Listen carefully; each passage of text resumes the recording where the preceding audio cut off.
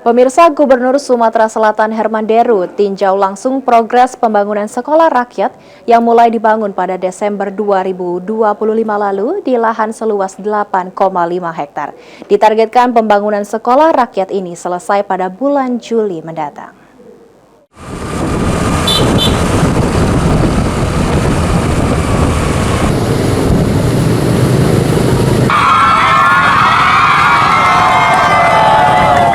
Untuk memberikan akses pendidikan gratis bagi anak dari keluarga kurang mampu di Kabupaten Ogan Ilir, Gubernur Sumatera Selatan Herman Deru meninjau secara langsung proses pembangunan sekolah rakyat di Rantau Alai.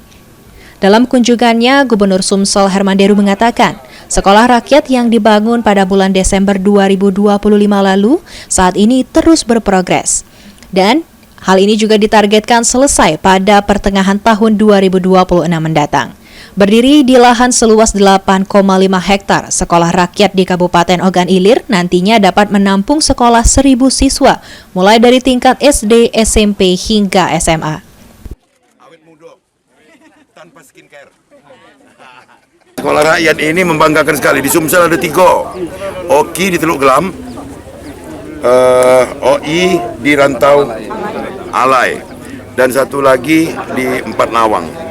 Semua on progress, progresnya baik. Kita berharap bulan pertengahan tahun 2026 ini sudah bisa dimanfaatkan untuk dapat siswa-siswa yang tadinya dititipkan di sekolah-sekolah lain, sambil menunggu bangunan ini selesai sudah bisa masuk. Sementara itu, Bupati Ogan Ilir Panca Wijaya Akbar mengatakan, untuk pembangunan sekolah rakyat menggunakan anggaran pendapatan dan belanja negara sebesar 250 miliar rupiah. Namun lahan yang digunakan merupakan lahan milik pemerintah daerah Kabupaten Ogan Ilir.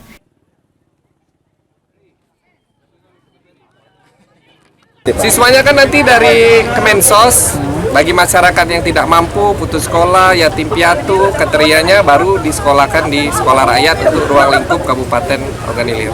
Itu dari tingkatan apa aja, Pak? SD, SMP, SMA, kurang lebih ada 1.000 murid siswa yang diterima disekolahkan di sekolah rakyat. Berarti ajaran baru nanti sudah siap? Ya, semoga kalau targetnya tahun ajaran baru nanti, tapi apabila tidak ada kendala, insya Allah akan berjalan sesuai dengan harapan.